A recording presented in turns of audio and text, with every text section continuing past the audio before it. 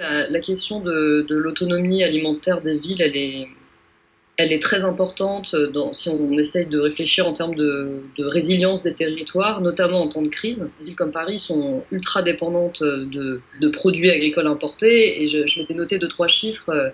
En fait, on sait aujourd'hui qu'il y a 98% de l'alimentation qui est composée de produits agricoles importés, alors que par ailleurs, la France en exporte 97%. Ça se voit effectivement très bien à l'échelle de Paris, où en fait on a une autonomie alimentaire d'à peu près 2%, donc c'est extrêmement faible, alors qu'en fait on a quand même une production agricole locale qui est importante et qui pourrait être encore plus développée, mais sur lesquels on ne s'appuie pas vraiment aujourd'hui. Enfin, il y a un vrai enjeu en fait sur les circuits courts aujourd'hui qui consiste à essayer de réorienter en fait l'agriculture locale vers les besoins locaux. Ça implique aussi de diversifier et de changer le type de production agricole. On ne peut plus être sur des grandes cultures, il faut être sur de la production maraîchère, de la polyculture, etc. Donc il y a tout un changement très profond à faire dans le mode de production agricole si on veut réorienter notre production vers l'approvisionnement des villes françaises.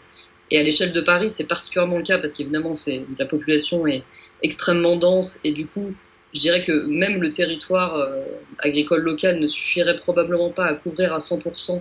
Mais il y a quand même un enjeu politique à un moment donné à travailler là-dessus et à essayer vraiment encore une fois, de diminuer la dépendance de toutes les villes françaises en fait par rapport à l'importation. Il y a évidemment un enjeu de recréer de l'emploi sur le territoire, de diminuer toute la pollution qui est liée au transport aujourd'hui et qui est évidemment une catastrophe dans un contexte d'économie comme ça mondialisée.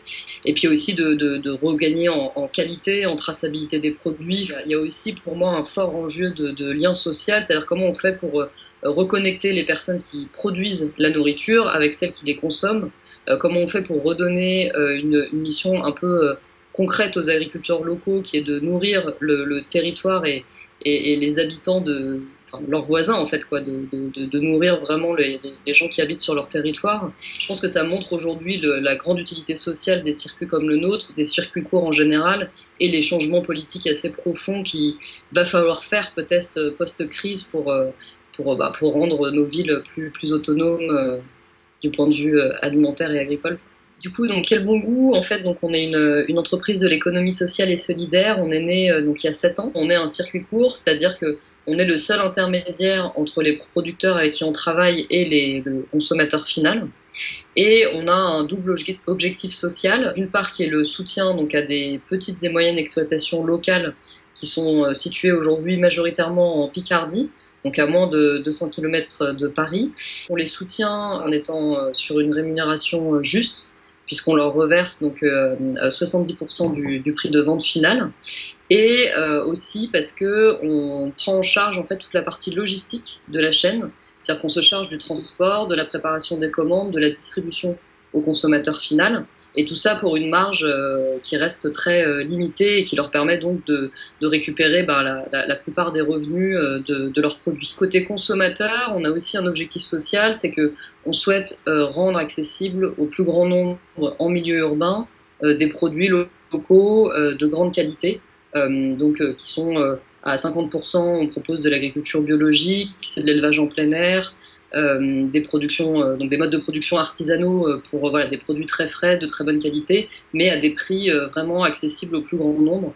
Donc on est en moyenne, par exemple, 15 à 20% moins cher que les supermarchés bio type Naturalia ou Biocoop, pour donner un exemple. Donc on s'implante notamment dans des quartiers populaires, quartiers politiques de la ville, et on essaie vraiment de toucher le plus grand nombre dans ces quartiers-là. Donc le fonctionnement très concret de Quel Bon Goût, c'est que les gens passent commande en ligne quelques jours à l'avance, on envoie au producteur, on se charge donc de l'approvisionnement sur la partie logistique, et ensuite les consommateurs viennent retirer leur panier dans un de nos points de distribution. Et en fait, pour nous, l'enjeu, effectivement, d'être un circuit court, c'est de permettre vraiment de regagner une grosse part de la marge pour le producteur et donc soutenir une agriculture locale, alternative, qui est sur des modes de production respectueux de l'environnement et des bêtes, et en même temps de lutter un peu contre l'alimentation à deux vitesses, où on a des personnes aisées qui peuvent se permettre d'acheter des produits de grande qualité, et puis des personnes avec des revenus plus modestes qui doivent se contenter de produits bas de gamme en supermarché, de type industriel. Donc on connaît voilà, les problèmes que ça peut poser en termes de malbouffe, etc. En tout cas, avec Bon Goût, c'est vraiment ces enjeux-là qu'on essaye de défendre et puis de concrétiser par un projet d'approvisionnement. Alors certes, on a une très petite échelle, mais je pense qu'aujourd'hui, il faut absolument développer ces circuits courts dans toutes les régions de France, et y compris à Paris, pour essayer d'être plus autonome, effectivement, en termes de souveraineté alimentaire.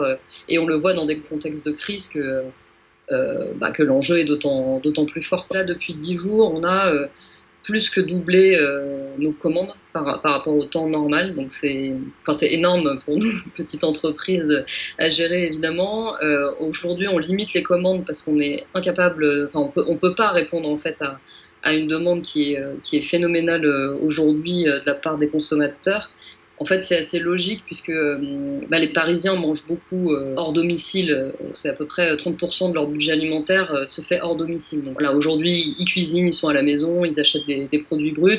Les marchés ont fermé sur Paris, donc ça, c'est aussi à Paris, les marchés sont très très fréquentés, donc c'est aussi un report de ces marchés qui ont fermé. Et en fait, aujourd'hui, nous, on se retrouve effectivement assaillis de demandes parce que c'est rassurant, je pense, pour la population dans une situation comme ça, un peu d'insécurité, de se dire au moins je peux manger sain, je peux accéder à des produits de qualité, je connais leur provenance. C'est aussi une action militante de soutien aux producteurs français, puisqu'on sait que beaucoup sont en difficulté du fait de la fermeture des cantines scolaires, des restaurants et des marchés de plein air. Donc en fait, aujourd'hui, pour nous, c'est une explosion de la demande, c'est voilà, énormément de commandes. Et évidemment, c'est pas hyper simple à gérer, comme vous pouvez vous en douter. Notre point fort, c'était quand même la logistique. Donc c'est vrai que ça nous a permis de faire face en fait à un fort accroissement de volume en s'appuyant sur notre logistique existante, qui nous permet aujourd'hui de remplir nos camions. On a un entrepôt dans lequel on peut monter quand même en volume pas mal. Par contre, évidemment, ce qui a été pas évident, ça a été de gérer, on va dire, toute la protection des salariés, c'est-à-dire comment on fait pour s'approvisionner en masques, en gel, en gants, sachant qu'on est dans un contexte de pénurie sur ces équipements-là. Donc ça a été très compliqué. Donc il faut rassurer, il faut mettre en place des procédures sanitaires en limitant le nombre de personnes qui peuvent rentrer dans nos magasins, en indiquant aux salariés les mesures, les mesures sanitaires à prendre qu'on connaît aujourd'hui, mais qu'il faut arriver à intégrer en fait dans le travail au quotidien, dans nos flux logistiques, etc., qui s'en trouvent du coup ralentis. Donc voilà, il fallait repenser des process, faire des procédures sanitaires, protéger par un maximum d'équipements nos salariés. Faire face aussi à des arrêts pour garde d'enfants, des arrêts maladie, etc. Donc une diminution aussi de nos effectifs. Voilà, aujourd'hui on est sans arrêt en train d'embaucher des nouvelles personnes en fait pour faire face à cette demande importante, quoi. Donc ça, je pense que c'est les problèmes que rencontrent à peu près tous les distributeurs alimentaires aujourd'hui. Nous on a les mêmes évidemment à notre échelle.